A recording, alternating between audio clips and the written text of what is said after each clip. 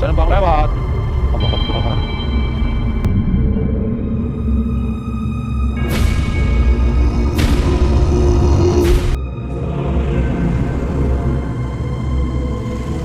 Kita di jalan, kita ngobrol. Nah, karena untuk area situ atau jalan ke arah situ, kita kan udah pernah lewatin gitu ya Mas ya. Jadi kita kan nggak asing gitu. Jadi oke lah kita lewat jalan desa yang biasanya jalannya nggak terlalu luas, terus kanan kirinya juga masih banyak lahan hijau atau persawahan gitu.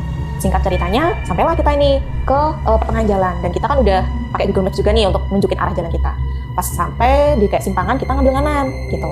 Pertamanya waktu kita di jalan itu, suasananya itu belum terlalu gelap. Jadi kayak masih apa ya, nggak terlalu petang banget lah gitu. Pas belok ini,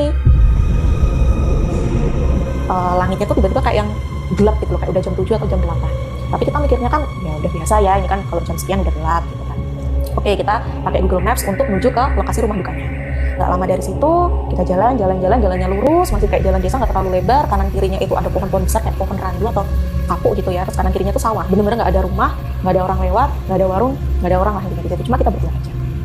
Gak lama kita ngikutin dari Google Maps, kita tuh diarahin ke satu tempat. Tiba-tiba aja nih, tujuan kalian sudah sampai. Tujuan Anda sudah nah, sampai. Kita ditujukan di satu pemakaman gitu yang ada di pinggir jalan itu tadi. Kok dimakan gitu kan aku bilang, Mas kok ini berhentinya dimakan ya, bener nggak gitu. Lah nggak tahu, tapi ini Google Maps-nya ngarahin kita di sini. Tujuan udah sampai di sini gitu kan. Coba apa barangkali pemakamannya di sini kali ya, kita kan masih berpikir positif ya Mas ya saat itu. Tapi kok dicek nggak ada orang di situ.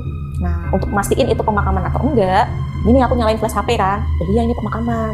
Cuma memang nggak terlalu yang lebar banget, nggak terlalu sempit, mungkin sekitar ada 30-an batu nisan di situ.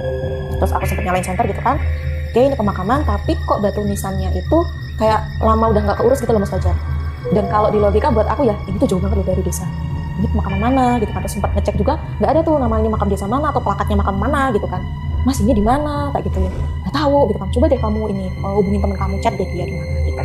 Nah pas kita di makam itu kan kita sempat turun untuk memastikan dulu suami lagi ngubungin temennya itu tadi. Nah pas di makam ini nih aku tuh ngeliat sosok Mas. Waktu di pintu masuk makamnya itu kan ada kayak sosok penjaganya mungkin ya.